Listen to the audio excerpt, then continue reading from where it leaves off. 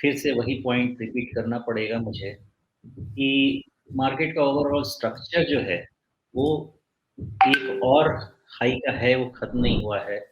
जब तक कि निफ्टी का जो सबसे लो बना हुआ था रिसेंट स्ट्रक्चर का, वो खत्म नहीं हो जाता है। मतलब जो 15,700 के पास का जो लो है, वो जब तक नहीं खत्म हो जाता, ये करेक्शन एक फिर से अपॉर्चुनिटी क्रिएट करेगा अपर साइड के लिए टुवर्ड्स 20,000, 24, 22 को जो भी हो, ये नहीं पता अभी। सुमेश, आप 15,600 कह रहे हैं या 16,700 के आसपास जो था? नहीं, 16,700, सॉरी, जी 16,700। वो जी जो जी लो है, वो होल्ड करना चाहिए सो दैट हायर लो का स्ट्रक्चर बना रहे। और जब तक वो बना रहेगा, तब तक मुझे ऐसा लगता नहीं है कि मार्केट लार्जर करेक्शन में जाएगा, रादर एक और अपसाइड होनी चाहिए।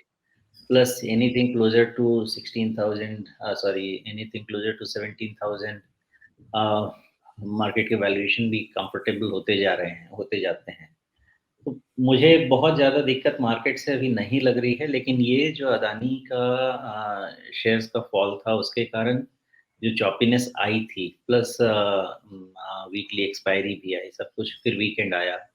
तो इन सब के कारण थोड़ी वोलेटिलिटी क्रिएट हुई है, होना भी था। मार्जिन कॉल्स 100% ट्रिगर हुए, हर तरफ ट्रिगर हुए। तो उसका वोलेटिलिटी अब सबसाइड होना चाहिए, ऐसा लगता तो है, क्योंकि विक्स भी अब स्टेबलाइज होने की तरफ जा रहा है। तो मोस्टली जितना होना था वो हो गया, मुझे लगता है। और अब जब तक 200 डीएमए के नीचे निफ्टी नहीं जाती है, तब तक तो फिर कोई किसी तरह का डर डाउट होना नहीं चाहिए अपने दिमाग में। और जाता भी है तो थोड़ा बहुत नीचे हो सकता है, जाए 17,200, 300, ऐसा तरह। लेकिन अब धीरे धीरे स्टेबलाइज होना चाहिए मार्केट को। लेकिन इसमें मुद्दा ये है कि अपसाइड आने के लिए 18,000 का क्लियर होना ज़रूरी है। तो जब तक 18,000 के ऊपर निफ्टी का क्लोज़ नहीं आया, और 42,200, 300 के ऊपर निफ्टी बैंक का क्लोज़ नहीं आया, तब तक तो मुझे नहीं लगता कि जो मोमेंटम वाली अपसाइड है वो रिज़्यूम होगी। हालाँकि थ्रेट अभी नहीं है निफ्टी का डाउन साइड में, लेकिन अपसाइड आने के लिए भी 18,000 निफ्टी पे और 42,300 निफ्टी बैंक का क्लियर होना ज़रूरी है।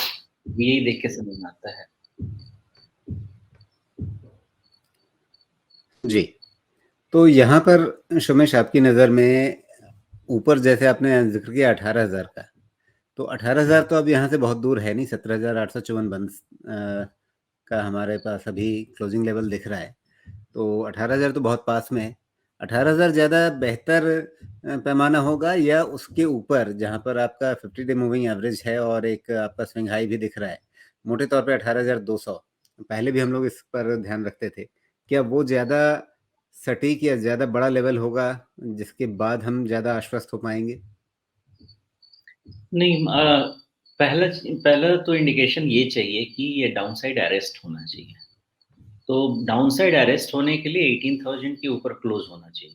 तो फिर डाउनसाइड अरेस्ट होने के चांसेस आ जाएंगे। अब फिर उसके बाद मार्केट रेंज बाउंड हो जाएगा। जो मोमेंटम आना है वो 50 डीएमए के पहले नहीं आएगा। लेकिन 18,000 के ऊपर में एटलीस्ट थोड़ी शॉर्ट कवरिंग देखेंगे, थोड़ा बाइंग देखेंगे, ये सब होगा। वो 18,200, 250 पे जाकर रुक भी सकता है कोई। अभी उसकी बहुत विजिबिलिटी नहीं रहेगी। लेकिन जी एटलीस्ट ये डाउन ट्रेंड में शॉर्ट कवरिंग भी ढंग से आने के लिए 18,000 के ऊपर का क्लोज तो लगेगा ही लगेगा, क्योंकि बहुत ज़्यादा फॉल हो चुका है और उतना मिनिमम राइज चाहिए। जी। और नीचे की ओर 200 डे मूविंग एवरेज, क्या वो एक सपोर्ट की तरह काम करेगा जो शायद टूटना नहीं चाहिए या बहुत उससे नीचे नहीं जाना चाहिए, या उसके नीचे जाने पर आप किसी नए लेवल के बारे में सोचेंगे? नहीं, अभी नीचे के लेवल मैंने सब ओपन रखे हैं। मेरा मेन 18,000 के ऊपर जब तक निफ्टी क्लोज होना शुरू नहीं कर दे, नीचे के लेवल ओपन रखने पड़ेंगे। अभी रिजल्ट कैलेंडर खत्म नहीं हुआ है, तो इसकी चॉपीनेस कंप्लीटली ओवर हो जाए ये भी नहीं कह सकते हैं। तो 18,000 के ऊपर निफ्टी क्लोज लेने के बाद ही जो नीचे के लेवल्स हैं उनको नेगेट किया जाए, उनको इनवैलिड या लेस वैलिड बात कर पाएंगे। उसके पहले तक तो नहीं कर पाएंगे। जी।